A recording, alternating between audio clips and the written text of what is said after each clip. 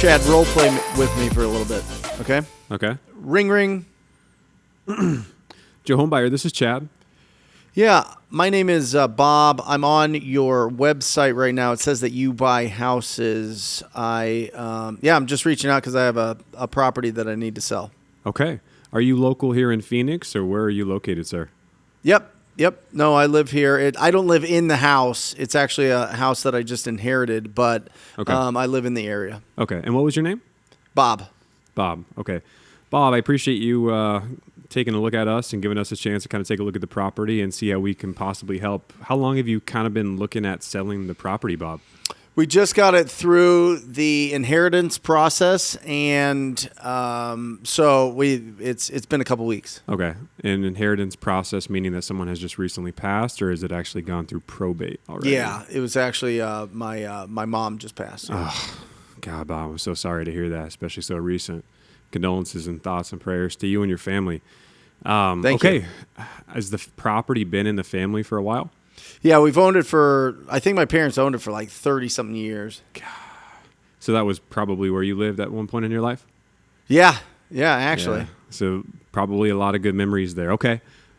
Is it just you that kind of is involved, or you got siblings, cousins, nephews, nieces? No, I am in charge. I'm the personal representative. Okay, so you're the personal rep of the estate, and you're kind of taking control of this whole thing. And you said you just kind of got the property a couple of weeks ago. So what are your kind of goals, I guess, with the sale of the home here, Bob? We don't want to fix it up. We just want to sell it completely the way it is, the way that it sits. So if you can buy it, great. If not, I'm gonna probably call a few other companies and get a few bids and a few offers and just pick the best one. Yeah, for sure. So you said that your mom's house for 30 years. My parents' house. Your parents' house for 30 years. Has it been updated at all? Like, is it need some work, you said? They put on a new roof. They put some solar on it. I think they replaced the pool equipment, but the pool's in pretty rough shape. Okay. But nothing major. I think you're gonna have to do a lot of work to it. Sure. If you're gonna buy it, you're gonna have to do a lot of work. For sure. Bedrooms, bathroom count? It's a 3-bedroom and two baths. Okay, cool. And I'm looking. Okay, perfect. Can you give me the address real quick, Bob, so I can actually kind of take a look at it real fast, and we can kind of go through this process together, if you don't mind? Yeah, it's 2520 Banana Street. Okay, Banana Street. Okay, cool. Here in Phoenix? Here in Phoenix, yep. All right, cool. And so you're looking to potentially sell the property pretty quick here, or how fast are you thinking, Bob? Sooner the better. Okay. Yep. Because a lot of times the sellers that reach out to us, Bob, are looking to close like within 15 to 30 days. Is that something that could possibly work for you? Oh, yeah. The sooner the better, okay. Like I said. Cool, perfect. And you said it's going to need a lot of work, roof, potential AC. You got some solar on there, correct, as what I see from the aerial. Solar is leased or owned? They actually bought it. Yeah, they actually owned it. So they own it. Okay, yeah. So there's no loan on it. It's completely owned, free and clear at this point in time. No, not that I know of. Okay. Is the house owned free and clear? It is. Cool. All right. So you're on our website. So you're probably kind of seeing some of the advertising that it says that obviously we're purchasing the house, in as-is condition, which literally means exactly how it sits today is exactly how we would take it, Bob. So at the end of the day, like, we kind of tell homeowners in this type of situation, like, obviously you want to take your time going through the house and kind of collecting the things that, is valuable to the family that your parents have collected or, over the years. But like, if you didn't want to touch a single thing in the house, you didn't have to. Take the things that you want and leave what you don't. And so like I'm serious. Like, if you don't want to deal with disregarding the furniture, disregarding the antiques, donating it, selling it, an estate sale, any of that, feel free to leave whatever you don't want. Because a lot of times when our guys go into the property to renovate a home, they're going to rip out everything and start from scratch anyway. And so for us, like, it's part of our services. It's something that we offer to every homeowner that we work with. So feel free to take advantage of that. With that being said, also, you're not going to be putting the house on the market. We're going to be buying it directly from you. So I'm not representing you, Bob. Just want to throw that out there. So you're not going to be paying me any sort of commission. I'm going to cover all closing costs and all title fees. So there's no cost. So it literally, what the offer that we end up making you at the end of the day is exactly what you can expect come the closing table, right? Nothing is going to be taken out of that offer. And like I said, a lot of the times people are wanting to close within 15 to 30 days, but it could be sooner, could be longer. A lot of times we have people that want to close in 5 to 7 days, especially if it's owned free and clear. We can make that work. That'd be great. Yeah. Or like I said, we try to personalize every closing package to each individual seller's wants and needs. So what questions do you have for me, Bob? When can you come and check it out? Yeah, I mean, we can come out today. That's actually what I would prefer. But let me ask you this, though. You said that you were kind of hoping to get a few different bids or opinions, or is that kind of what you're saying? I think I should just at least, get a couple different offers to know what the best one is. Are you from here, Bob? Or do you live in the area? Yeah. Okay, so have you kept up at all with kind of like the real estate market here, or do you know values at all? Have you kind of done any research to kind of see what properties have been selling for over there? Yeah, I mean, it used to be a better market, I guess, but it is what it is. Yeah, for sure. But you haven't really kind of taken a look to see what some properties have been selling for in the neighborhood? Yeah, I know the neighborhood well. Okay. I mean, obviously the older ones that need some work are going less than the properties that sell for the highest amount. The ones that guys like you go in and they fix them up and they sell them. Yeah. And I've seen some of those go for like $500, $525 once they're fixed up. And I'm glad you brought that up because, Bob, I'm not trying to hide anything from my end. We are a business, right? So we've got to be able to buy the property at a price where we can account for the updates that are needed for this home to be able to turn around and sell it and make a profit, right? We provide the speed and the convenience, peace of mind, flexibility to the homeowners that we work with. And so if you're, depending on kind of what your goals are, which you said that you're wanting to close as soon as possible, that's really where we come in, and that's the value that we add into the closing process. So, I mean, you said that you saw homes were selling for $525, $550 fully fixed up. Let me ask you this first. Is it just you that's going to be receiving the funds from the property, or are you having to diverse that into... I'm in charge of it. Okay, but is it split up or... That's a private matter. Okay, yeah, for sure. Just figured I'd ask you. Yeah. Okay, so $525, somewhere in that ballpark. Considering the condition that it's in, Bob, and knowing that what it probably is going to have to put into the property to be able to sell for some of those types of prices... Do you kind of have an idea on what you're kind of hoping to get for it, or an offer that you'd like I figure see? you could probably fix up the house for $50,000, maybe $60,000, and you got to make a profit. So I figured if it can sell for $525, I think maybe $425 is a good price range. Well, and I'll tell you this, Bob, I appreciate you being realistic throughout this whole process because a lot of people aren't and they don't understand it. So it sounds like you kind of have some basic knowledge of how everything works. And I'm going to be honest, your price point isn't too far off. I mean, obviously we would want to come out and take a look at the property and really kind of justify a number that we can stand behind. I know at the beginning you had mentioned that you're hoping to get a few different offers and a few different bids, but what happens if I'm able to come out and offer you $425 today?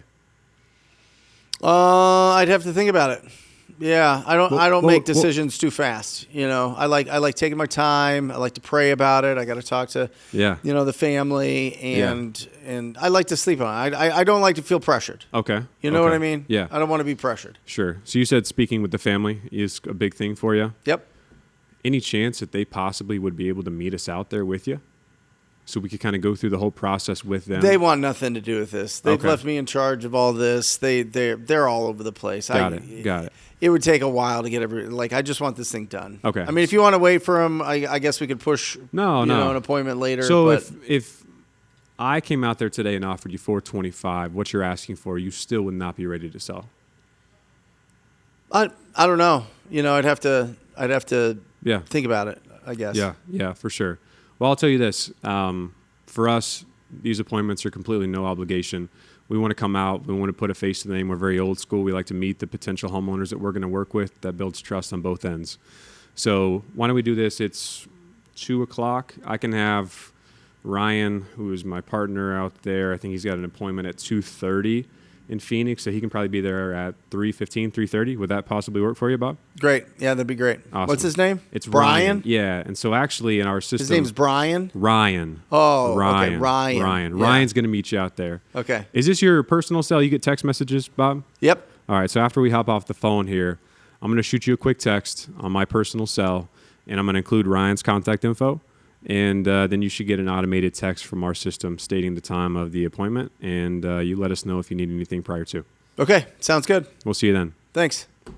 Boom. Love it. So then after you have that lead, what do you do to send it to Jeremy to evaluate that lead and see what the numbers look like? What's the next step? So a lot of times when I'm on the phone with the homeowner, I've learned a lot from Jeremy over the past 5 years, and so I've kind of picked his brain and learned his trinks and this and that. So I've learned to comp pretty decently, obviously not as good as him. But at that point in time, I know if their price point is realistic or if it's in the ballpark, and then it's really sending it over him in our Slack channel to get a for sure offer price. What if it's not a realistic price? Well, it depends. You said that it was an inherited house and it was owned free and clear and it needed a lot of work.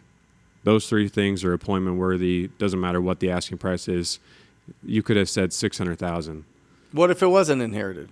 Well, it just depends on what their motivation was. Why are they selling it? And what if they just own it free and clear and it needs some work? If it has equity, we're going right then and there. So equity is the filter. Equity is the filter. Beautiful. And then Jeremy, once it goes to you, what are you looking for? What information do you need from Chad to run your evaluation on this deal? The comp? Yeah. So I want to know what's the general condition.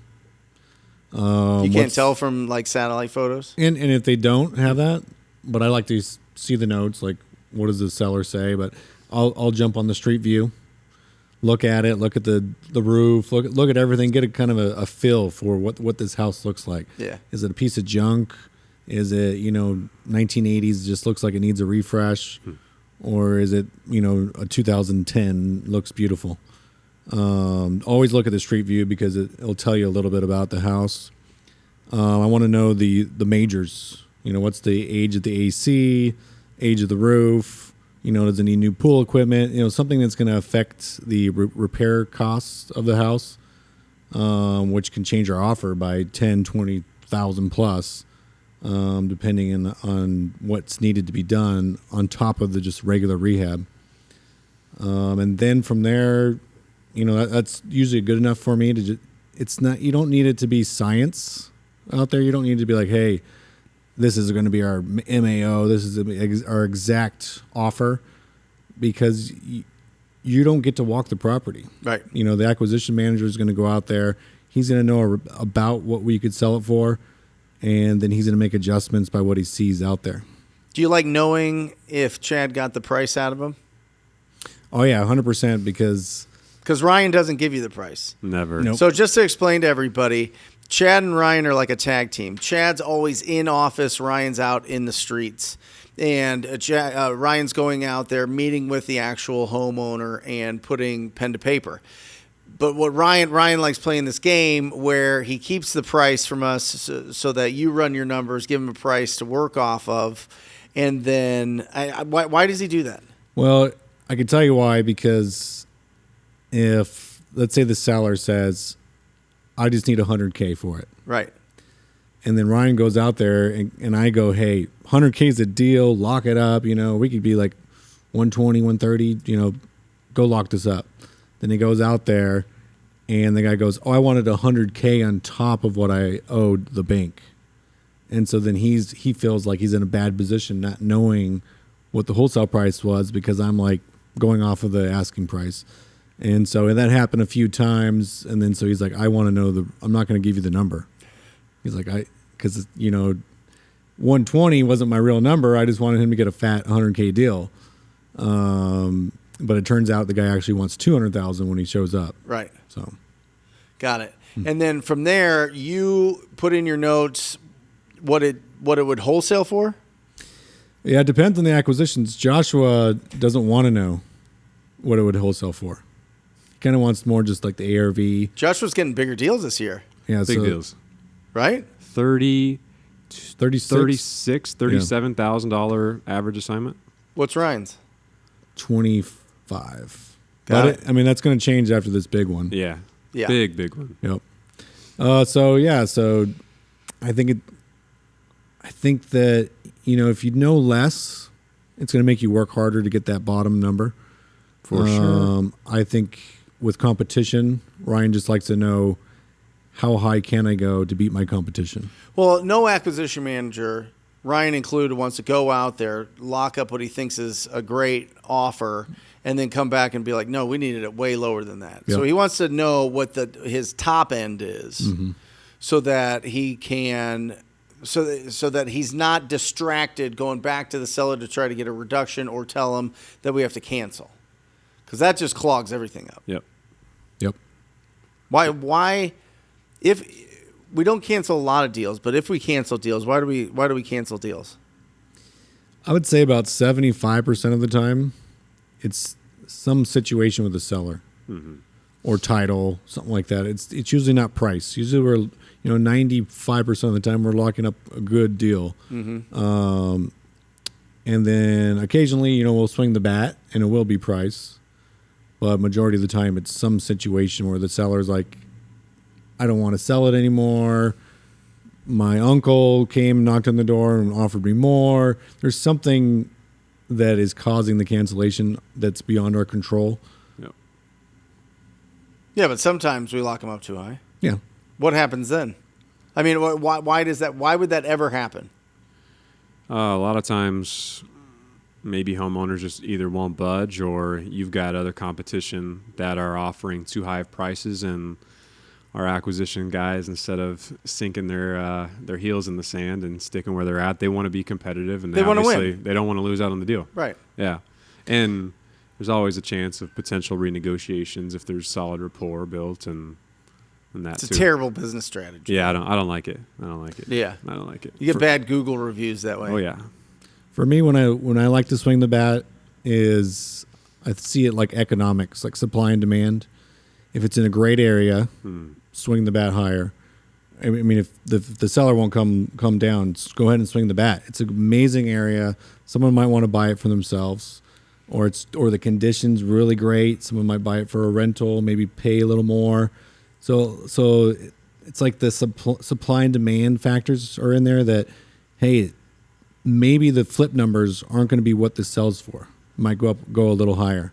And those are the ones I really like to swing the bat at. Got it. Chad. Yes. Rank them 1 to 4. Go 4, 3, 2, 1. 4 being your least favorite, 1 being your favorite. Inbound lead sources. Okay? One being my favorite. 1 being your favorite, 4 being your least favorite. So 4 is for sure. Hold on. Oh, Let me give you the 4. Let me give you know. the 4. Direct mail, pay-per lead, Facebook leads, pay-per-click. Facebook is 4. Okay. I'll go pay-per-lead third. Because you will chase and chase and chase those type of leads, from my experience. 2, I'll go direct mail, just because they're calling you, so at least you're getting on the phone with them right away. And I know the other acquisition guys don't like it, but when we started, all we did was cold calling and texting.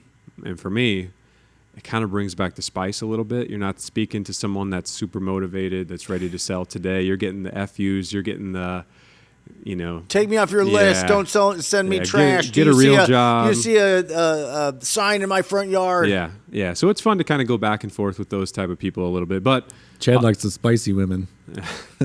That's right. Spicy deals. My wife is spicy. And then 1. Pay-per-click. She's sitting right here. She is. Pay-per-click for sure. Number 1. Yeah. Easy.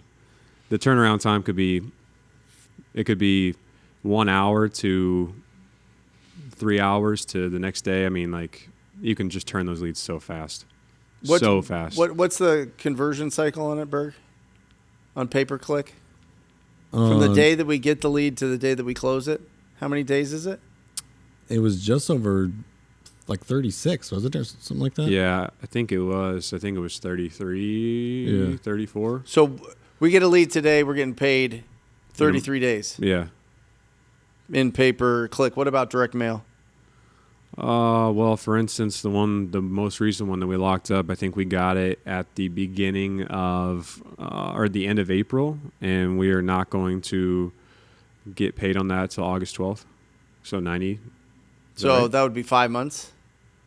4 months? 4 months. Yeah. So you think, 120 days for direct mail? Yeah. I mean, I just want to set expectations for everybody that's watching and listening.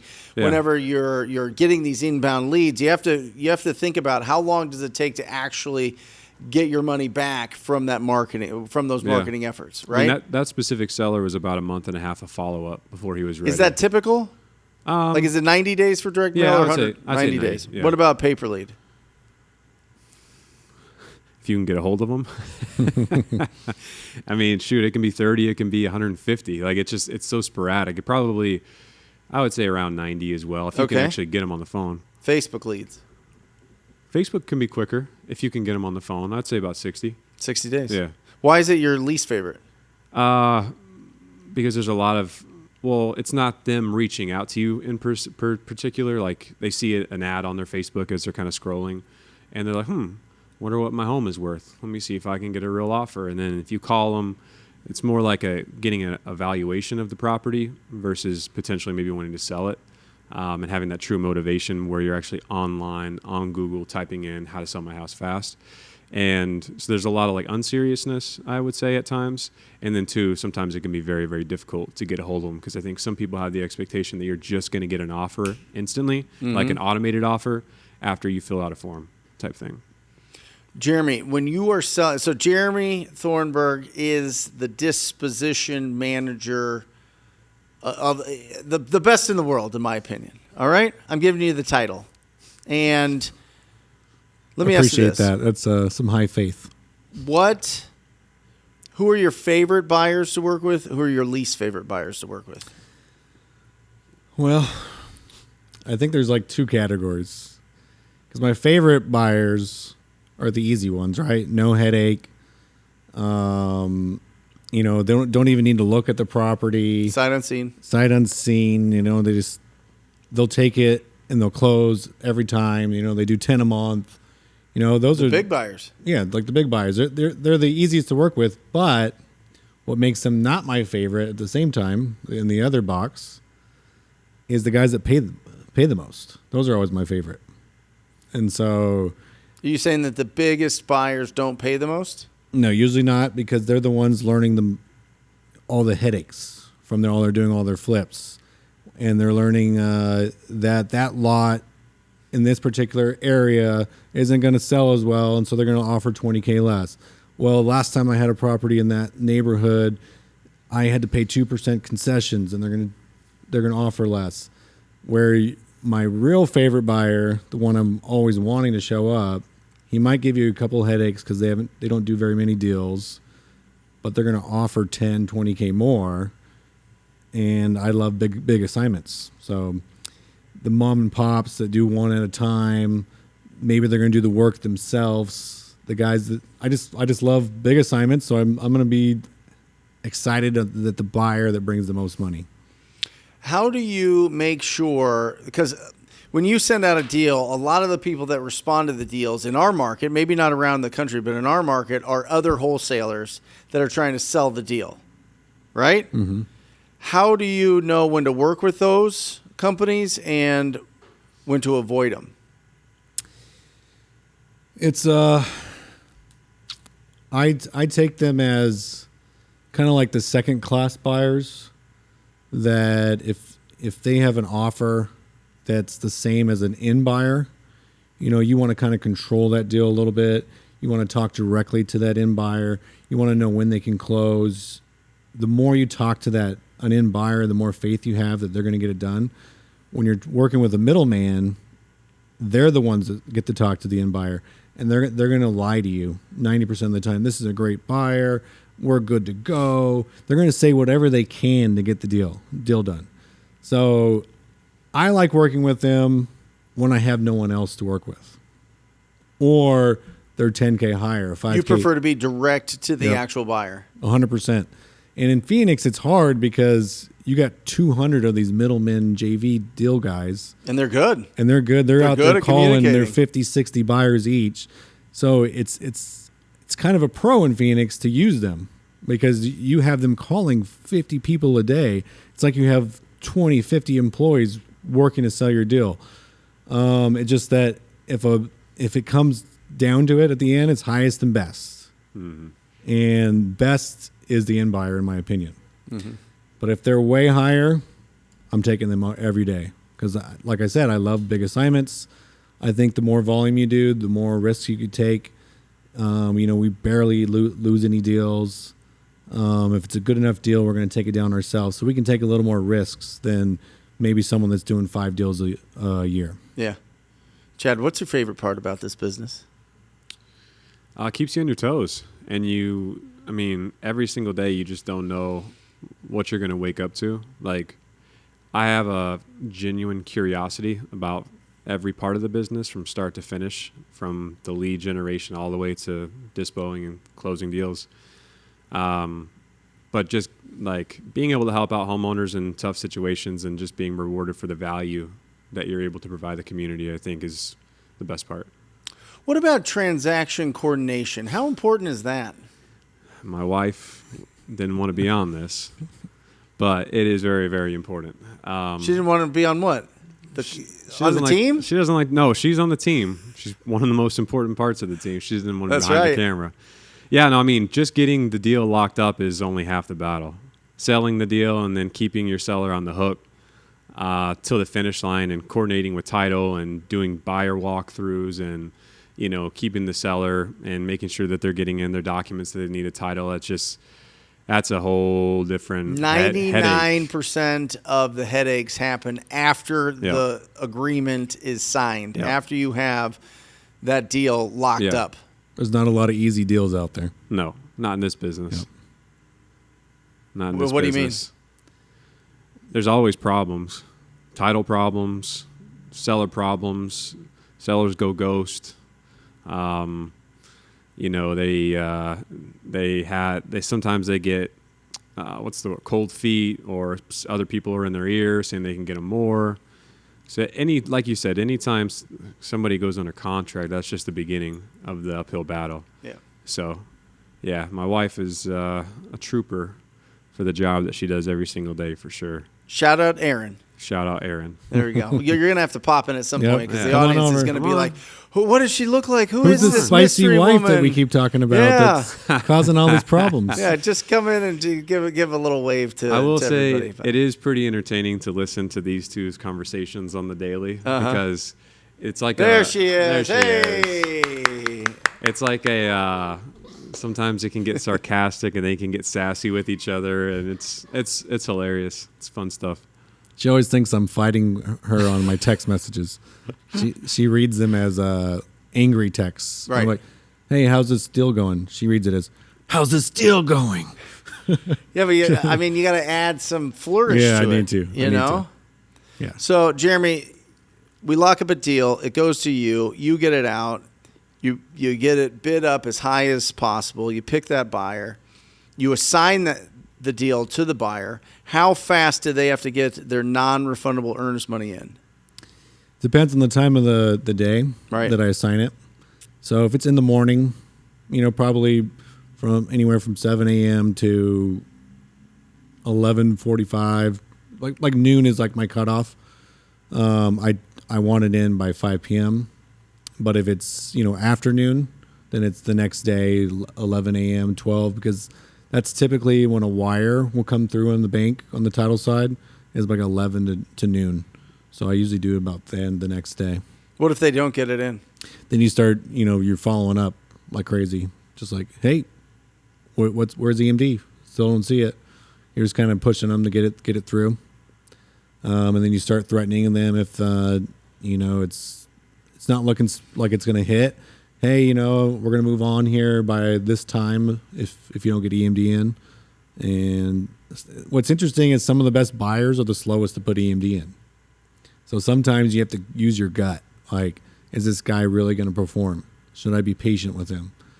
And the more you work with somebody, the more longer the the time you'll give them to put the EMD leniency. in. Yeah, the leniency. Yeah. And if it's a fresh buyer that you've never worked with, you get real nervous when that EMD is not in. So you just keep hounding them. Hey, where's EMD? It's not showing up.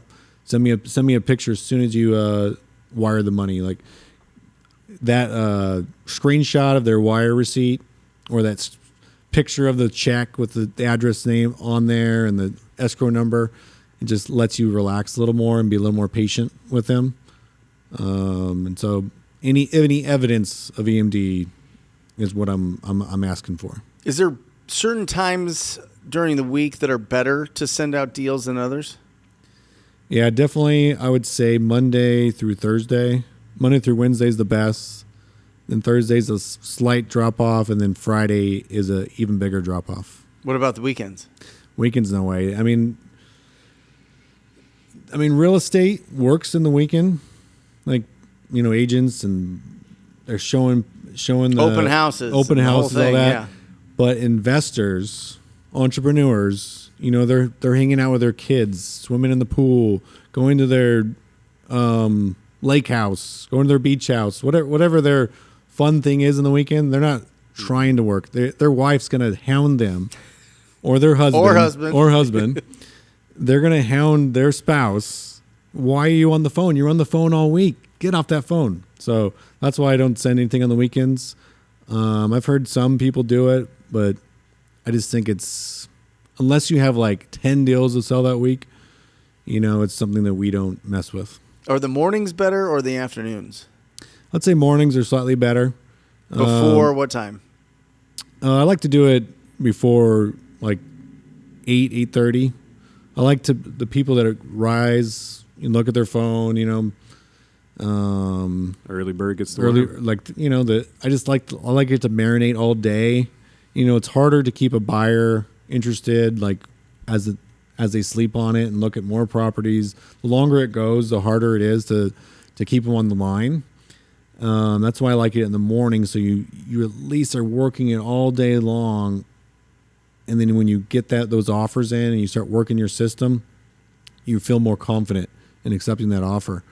Versus you send it out at 3 p.m.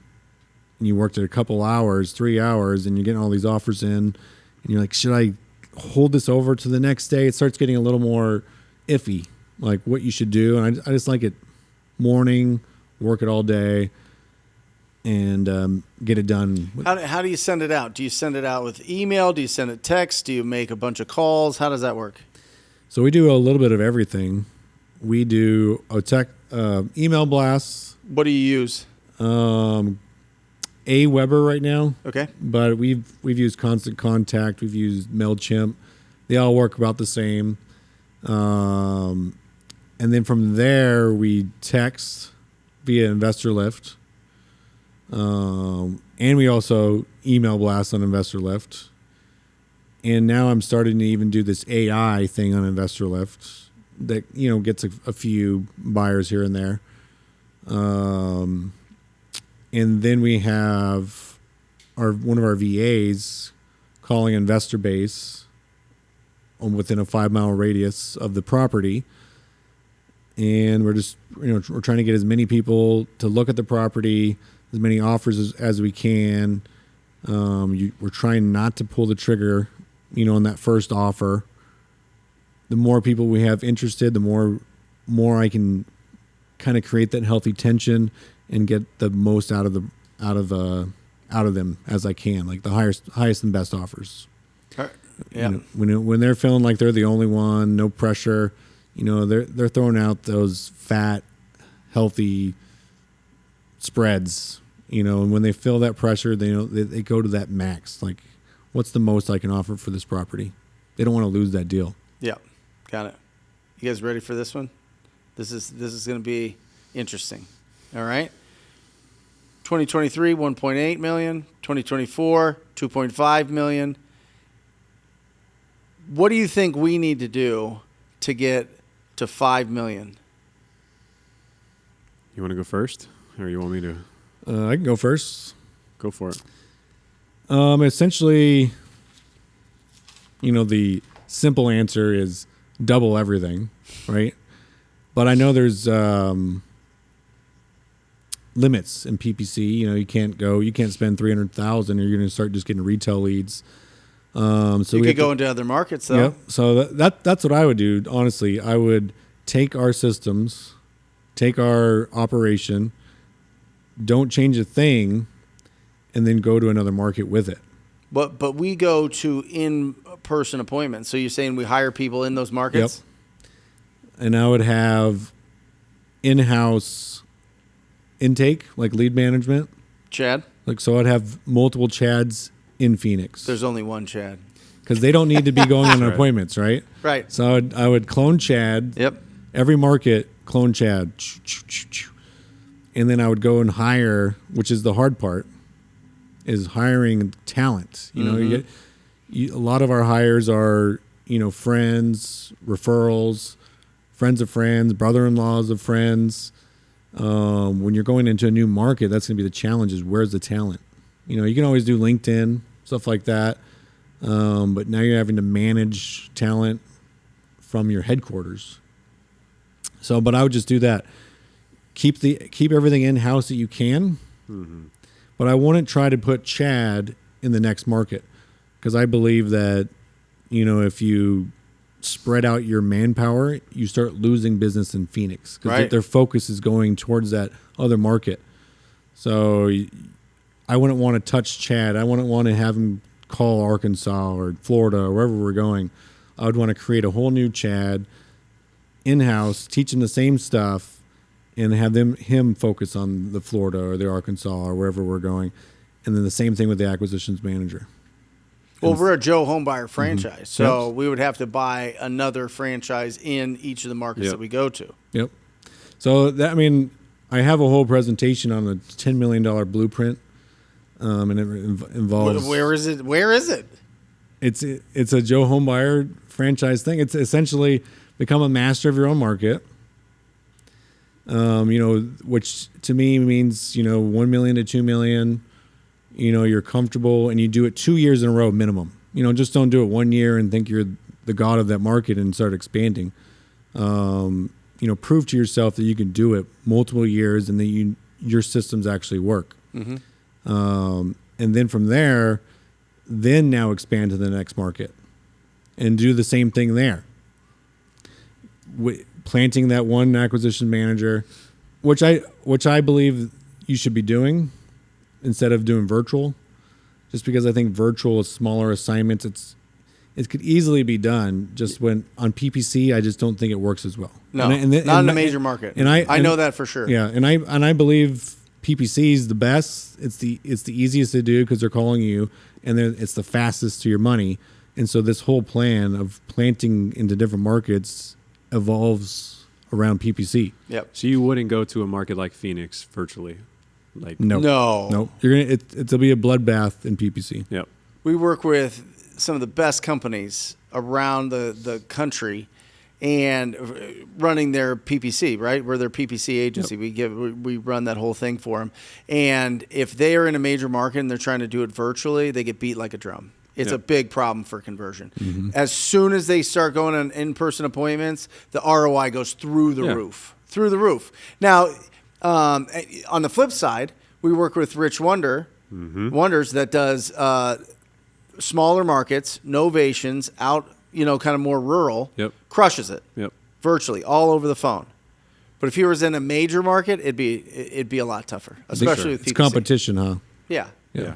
Because they're getting a couple different bids. They're filling out a couple different forms. And in those markets, there's a lot of buyers. Yeah. And so they know that that they can create some competition. You know what I mean? It's not like doom and gloom to the point where they're like, I just hope somebody buys this. Right? Would you guys feel the same? Yeah, sure. And that's probably the wall against you, like the con of spreading to different markets is, where are my buyers? You're starting with zero. Right. And I think with you got Investor Lift. Yeah, that's what I was going to say. You got Investor Base. With the invention of Investor Base and Investor Lift, you're not starting at zero anymore. Right. How long does it take to build a buyer database in a new market? Well, it depends on how much manpower you put at it. I mean, if like the Keegleys used to plant, guys there and. Yeah, but in this model you're talking. Oh, creating a buyer base, I would say probably, a good year to have like consistent high assignments. I think the way that I would do it going into a new market is I would do the investor base, I do the investor left, try for a couple days. If you're not getting the number you think that it can go for, then you need to reach out to the biggest and best in that market and create a relationship. Mm-hmm. But do not give them 50-50. Yeah. You will lose. The business will not work. You have to only give them $3,000, $5,000 type thing, where they're barely taking a small slice of the pie. In exchange, you're going to give them volume. Yep. And you need to learn as much as you can from them about the market that they're the master at already. And so you're learning. It's almost like a mentorship temporarily while you're building your buyers list in that market, and you're learning from them what do they offer, what the zip codes that are hot, and you're just soaking up as much information as you can from them while you're paying them the $3,000 to $5,000. Love it. Did you say Chad loves spicy leads and spicy gals? Don't you like spicy gals as well? Oh yeah, I love. Should we have Jackie pop in? Oh, she's we super had Aaron spicy. pop in. Jackie, come on, get on the couch. Say hi to everybody. You don't have to stay for too long, but at least give everybody a little wave. This is your better half. Yep, Jackie. She's half Latina, and that 50% is super spicy. And if I do something, she'll 10x me every time. There you go. Well, and Jackie runs the business. Jackie is the lead manager, the operations manager, whatever you want to call it. So what do you think of Jeremy's plan for expansion to get to $5 million? Expand into different markets, put somebody boots on the ground there, do PPC in those markets. He's going to build a dispo, a really good cash buyer database to sell the deals to dispo the deals to over a year period. What do you think of that? I think it's genius. Oh, I think it's a biased opinion. It is a little biased, but no. I mean, what do you really think? Do you really think it is? I do. I do think it could work. I mean, I think as long as you have a really strong acquisition manager and boots on the ground in whatever area, I don't see why not. How would we have somebody that lives in a different area feel connected to our team like we're a family here? I mean, I think we could definitely do obviously Zoom meetings, at least once a week, twice a week kind of thing. And then I think quarterly, fly the person out or we go out there kind of thing to kind of keep things connected, and definitely fly the person out for Christmas parties and major holiday events that we have going on. So why don't we do it? Let's do it. Yeah, why not? Hey, we had the same meeting, this same meeting on the whiteboard, Christmas of 2023. I know. We did talk about it. But then we were like, let's be the biggest in Arizona. Yeah. Right. Like, let's try that first. I got seduced by TV. Yeah. I got seduced by brand building. I thought that brand building is the antidote to the changes that AI is bringing, to be honest. You know what I mean? A lot of the little technical, like I'm not talking about like this year, next year, the next, but in 5 years, what does that look like? You know what I mean? I feel like the brands that are well established are going to really have a huge advantage over it. But I don't know. I can't predict it. I don't have a magic ball. You know what I mean? Right.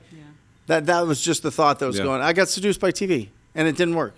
So that's on me for sure. And I think our PPC clients have proved that it works. Right. Yeah. That we know that we can go in virtually any market and succeed in PPC. You're essentially just turning in the current employees that you have in the business into managers of their own departments. Which you want to do. Which I do. We've had plenty of you conversation. You want to see path of progress. Yeah, I do. Right? You want to see advancement, not just in income, but also in position, in responsibility. For sure. It's the best. For sure. You guys are the best. I love you.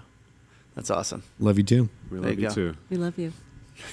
That sounds forced. Anyway, well, that's it. Thank you guys. Thank you guys for being on here for this quick podcast. If you guys enjoy this, please put in the comments section in Facebook. In YouTube, and let us know. Maybe Facebook too. We'll put it everywhere.